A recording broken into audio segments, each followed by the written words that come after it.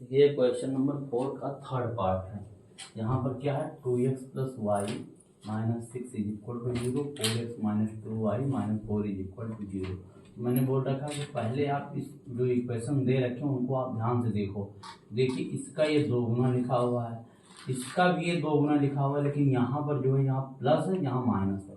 यहाँ दोनों जगहों पे प्लस प्लस तो है, मतलब a1/a2, ठीक है। और जब करने आएंगे तो यहाँ पर b1/b2 इक्वल नहीं हो पाएगा। क्यों नहीं हो पाएगा?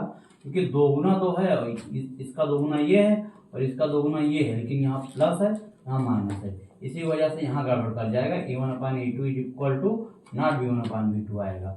चलिए अब करते हैं इस क्वेश्चन को। Here we have a1 is equal to 2, b1 is equal to 1, c1 is equal to minus 6, a2 is equal to 4, b2 is equal to minus 2, c2 is equal to minus 4 लिख लिया। Now a1/a2 जब करने आएंगे तो क्या हो जाएगा 2/4। Comparison कराएंगे स्टैंडर्ड इक्वेशन से। कौन सा स्टैंडर्ड इक्वेशन?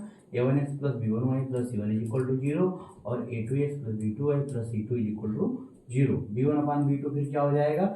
ये 1/-2, क्योंकि यहाँ पर माइनस दे रखा है। c1/c2 माइनस 6/-4 करेंगे तो यहाँ तो माइनस माइनस कट जाएगा, इससे कोई मतलब नहीं होगा। सिंपलेस्ट फॉर्म में जब लिखेंगे तो ये क्या बन जाएगा 2 3 6 और 2 दूना 4, यानी 3/2 लिख रखा है। फिर लेकिन हमको जो काम था पहले शुरुआत में यही चेक करना होता है कि a1/a2 is equal to b1/b2 है। a1/a2 b1/b2 के इक्वल नहीं है, यही गड़बड़ कर गया।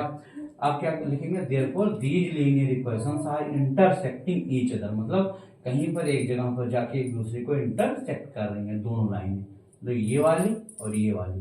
हाँ, एंड दस have only one possible solution, क्योंकि इसका रूल ही होता है one solution, have only one solution. इसका जब भी ऐसा कंडीशन बनता है तो क्या होता है वन सोल्यूशन का आता है, तो वही लिख लिया and have only one possible solution. Hence the pair of linear equation is consistent, क्योंकि एक सोल्यूशन हमको मिल गया इसलिए क्या हो गया कंसिस्टेंट कर गया।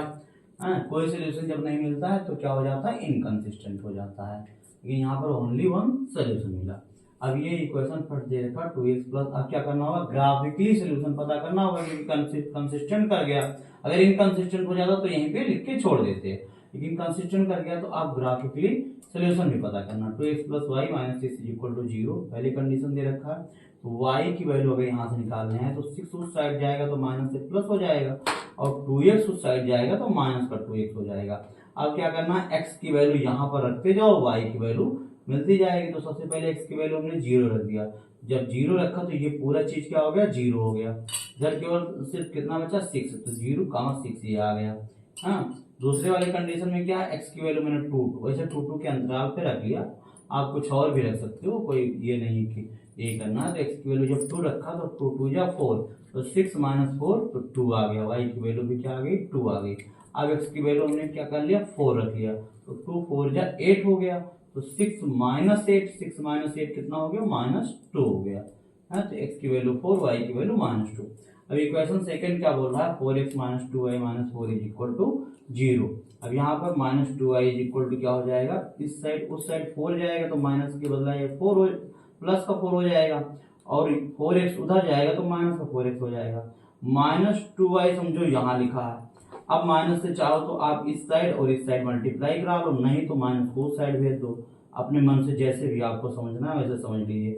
अगर माइनस से इस साइड मल्टीप्लाई कराएंगे तो ये क्या हो जाएगा प्लस हो जाएगा, यहाँ मल्टीप्लाई कराएंगे तो ये वाला माइनस हो जाएगा और ये वाला क्या हो जाएगा प्लस का हो जाएगा।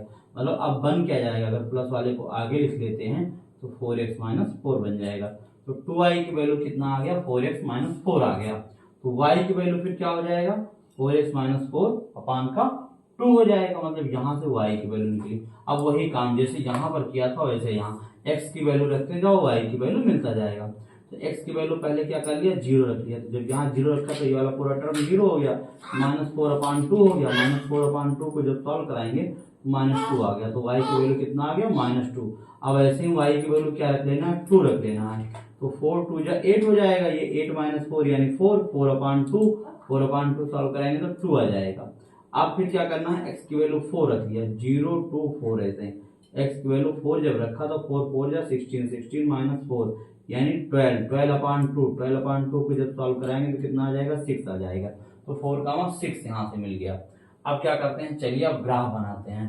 यहाँ यहीं से आपको बात से यह स्पष्ट हो रहा है कि सोल्यूशन आना क्या है।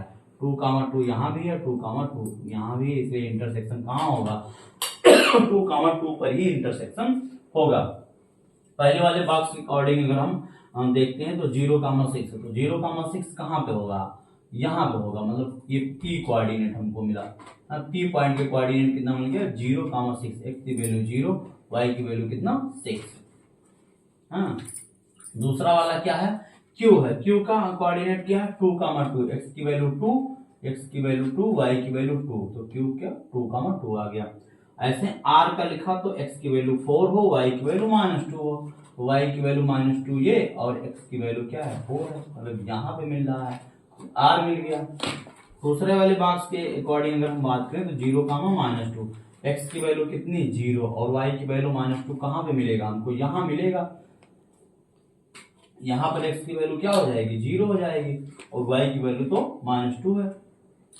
अब अगर इसकी बात करें तो 2, 2 यहीं पर एक और आ रहा है, इस वाले दूसरे वाले इक्वेशन का भी आ रहा है, तो इसको हमने t लिख लिया, इसको s लिख रखा था, s के कोऑर्डिनेट और इसको t का कोऑर्डिनेट हो गया 2, 2। ऐसे PQRSTU, अब मान लीजिए u का कोऑर्डिनेट लिखना है तो 4, 6, x की वैल्यू 4, y की वैल्यू 6, तो यहाँ पे हमको मिल गया यहाँ पे।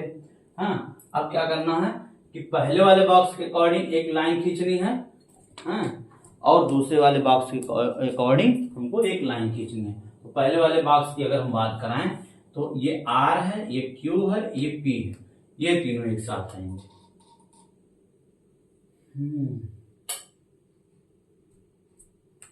मतलब ये तीनों सीध में जाएंगे।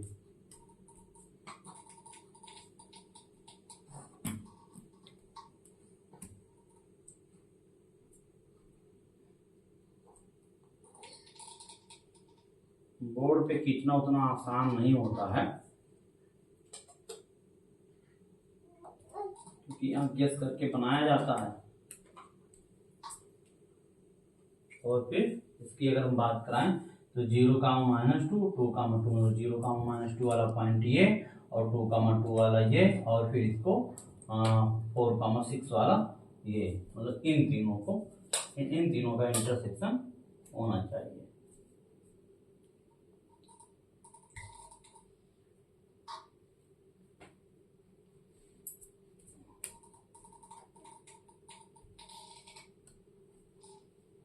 हमारा जो काम मेन था वो पता करना था कि इंटरसेक्शन कहाँ हो रहा है और सोल्यूशन फिर क्या हो सकता है, तो यहीं पे इंटरसेक्शन हो रहा है।